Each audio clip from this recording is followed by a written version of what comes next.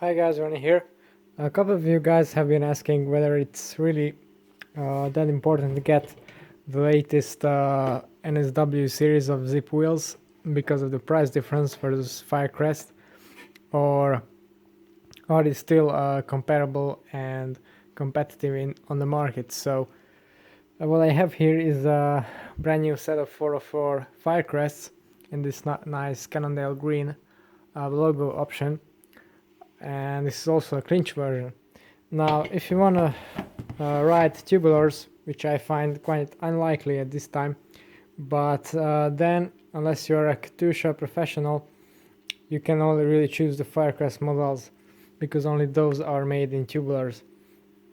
But other than that, in the standard clincher format, you get basically, in this category at least, you get the 404 Firecrest, you get the 404 NSW and the 454 NSW. So if you want a mid-depth wheel set, which one should you really choose? Well, if you ride in hilly terrain or gusty conditions, this wheel set I think isn't going to be enough because it's not, at least for me, it's not stable enough to ride in all wind conditions.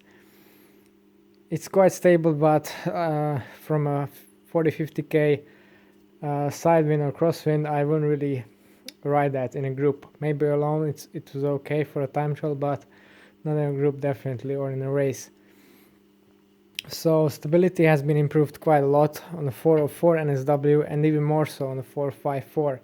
So if you look at it that way, a 454 is going to be the most universal wheel because yes, it's going to be extremely expensive compared to even these, but then again you don't really need any other option because you can ride that all year round.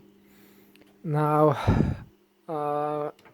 from some other aspects, braking for example, now the braking on the NSW series is a bit better, but not it's not a whole world of a difference.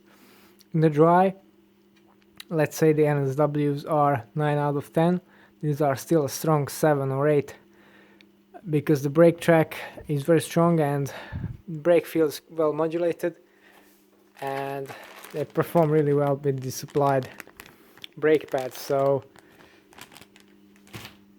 on the other hand, wet braking NSWs have of course a showstopper brake track, but in my experience they aren't really any better than a standard Zipp brake track in a wet. So that's not really a big difference there, but the big difference comes in weight because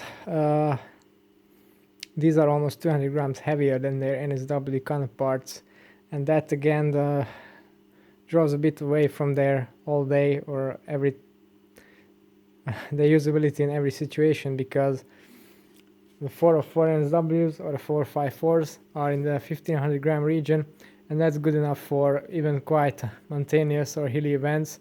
And as I said, stability in the wind is great. So I will sum it up this way. If you got a set budget and you want to have two separate wheel sets, you want to have a spare, for example, when you race and you have a team car following you, then having two Firecrest rims is a better option. But if you are okay with having only one wheel set, you don't really worry about punctures or you don't have a team car to follow you, a 454 NSW or a 404 NSW is going to be a better, more universal option. And then if you are a bit tighter on budget and you can only afford the Firecrest wheels, I would say go for the 303, because again that's going to be more universal, because it's not that much shallower, it's not that much slower certainly. The rim is designed to take more of an abuse if you talk about the 303, and it's excellent in the wind and has the same brake track, same hubs and everything. So this is my short guide or thought procedure that I get when advising customers based on my experiences with all kinds of Zipp wheels. So I hope you find this useful, and if I want to see more reviews of Zipp wheels or any other brand, M-Wheel most lately, or some of my bike setups, then don't forget to tune into my channel and subscribe. Yeah, so that's all for today. Thanks for watching and see you next time.